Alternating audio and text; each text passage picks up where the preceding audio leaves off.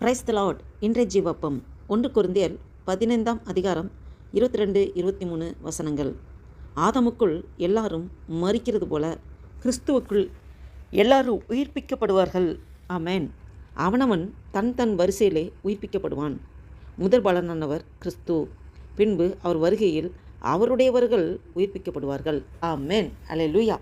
இதை கேட்டுக்கொண்டிருக்கிற நண்பு தேவ பிள்ளைகளே, அப்போஸ்தலனாகிய பவுல் கொரிந்துக்கு நிருபத்தில் எழுதப்பட்டதை நாம் வாசித்தோம். இதன் மூலமாக ஆவியானவர் உங்களோடும் என்னோடும் என்ன இதன் ஆழத்தை வெளிப்படுத்த இருக்கிறார் சற்று நேரம் தியானிப்போம். ஆதாமுக்குள் எல்லாரும் மரிக்கிறது போல கிறிஸ்துவுக்குள் எல்லாரும் உயிர்ப்பிக்கப்படுவார்கள். ஆமென்.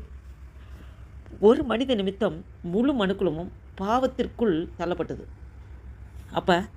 அப்படிப்பட்ட ஒரு மனுக்குலத்தை ரட்சிப்பதற்காக கிறிஸ்துவுக்குள் எல்லாரும் உயிர்ப்பிக்கப்படுவார்கள் என்று சொல்லப்படுகிறது. கிறிஸ்து மரித்தொழுந்து உயிரோடு எழும்பின தேவன், உயிர் தெழுந்த தேவன். அவர் கிறிஸ்துவுக்குள் எல்லாரும் உயிர்ப்பிக்கப்படுவார்கள் என்று சொல்லப்பட்டிருக்கிறது.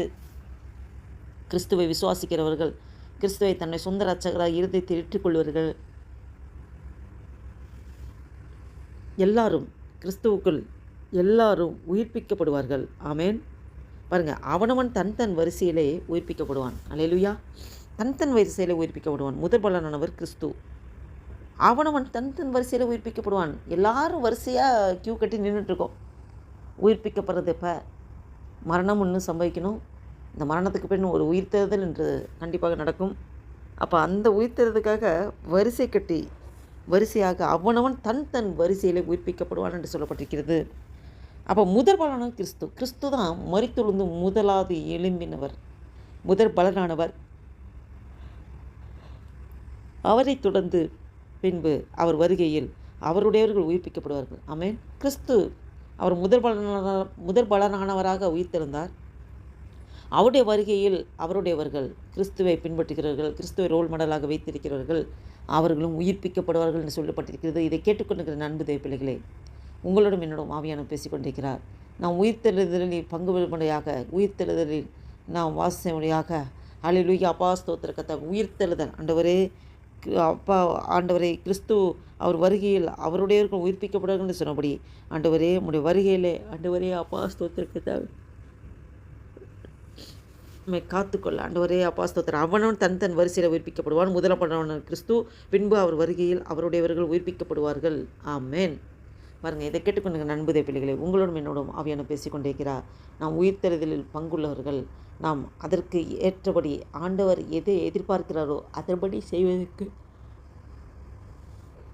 நம்மளை முழுவதுமாக ஒப்புக் கொடுப்போம், அர்ப்பணிப்போம். கர்த்தர் நாம் ஒன்றே மகிமைப்பட்டும் ஆசீர்வதிங்க, பலப்படுத்துங்க. இயேசு கிறிஸ்து நாமத்தில் ஜெபிக்கிறோம் ஜீவன் நல்ல பிதாவே. ஆமென். அல்லேலூயா. நன்றி தகப்பனே, நன்றியோடு துதிக்கிறோம். துதிகள் மத்தியில் வாசம் செய்கிறவரே, நன்றியோடு துதிக்கிறோம் ஆண்டவரே.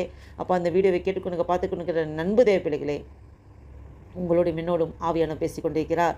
இந்த வேத வசனத்தின்படி ஆண்டவரே, ஆதாமுக்குள் எல்லாரும் மரிக்கிறது போல கிறிஸ்துவுக்குள் எல்லாரும் உயிர்ப்பிக்கப்படுவார்கள். ஆமென். ஒரு மனிதனுடைய பாவத்தின் நிமித்தம் முழு மனுக்குலமும் பாவத்துக்கு உட்படுத்தப்பட்டது.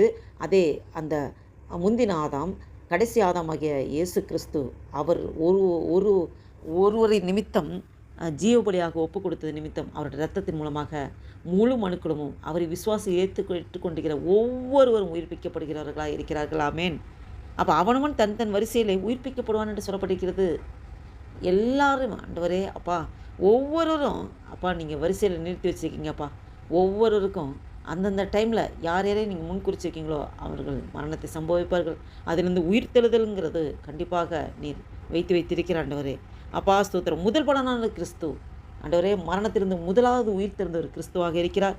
பின்பு அவர் வருகையில் அவருடையவர்கள், கிறிஸ்துவை தரித்து கொண்டவர்கள், கிறிஸ்துவை தன் சொந்த இரட்சகராக ஏற்றுக்கொண்டவர்கள் உயிர்ப்பிக்கப்படுவார்கள் என்று சொல்லியிருக்கிறார். நன்றி தகப்பனே.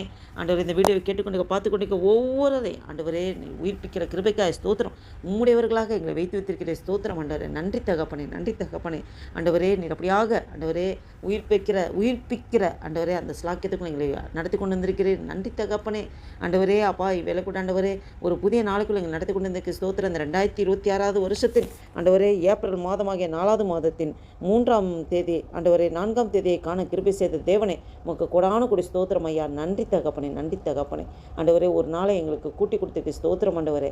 அப்பா, நேற்று தினத்தை கூட ஆண்டவரே அப்பா உம்முடைய ஆண்டவரே சிலுவையிலே நீர் ஆண்டவரே எங்களுக்காக கல்வரி சிலுவையில் ஜீவபலியாக ஆண்டவரே முய ஜீவபலியாக ஒப்பு கொடுத்திரே. சிலுவையில் 7 வார்த்தைகள் நீங்கள் பேசினரே, அதை பற்றி நேற்று தினத்தில் எல்லா திருச்சபையிலும் அப்பா இதை பற்றி ஆண்டவரே அப்பா வேதம் அந்த வசனத்தை அந்த வார்த்தையை ஆராயும்படியான கிருபை தந்திரே. நன்றி தகப்பனே. நாங்கள் ஒரு நாள் மட்டும் சிலுவையை தியானிக்காதபடி ஒவ்வொரு நாளும் ஒவ்வொரு நிமிஷம் ஒவ்வொரு நொடி பொழுதும் சிலுவையை தியானிக்கும்படியாக எங்களுக்கு கிருபையை தருகிறீர். அதுக்காக நன்றி தகப்பனே. இந்த நாளைக்கு கழிச்சுக்கிற எல்லா வேலைகளும் ஆசீர்வதிங்கப்பா, பலப்படுத்தாங்க, வழியில் நடத்துங்க, மீது முழுதும் பொறுப்படுத்திக் கொள்ளுங்க. உமக்கு துதி கன மகிமையெல்லாம் செலுத்துகிறோம். இயேசு கிறிஸ்து நாமத்தில் ஜெபிக்கிறோம் ஜீவனுள்ள நல்ல பிதாவே. ஆமேன், ஆமேன்.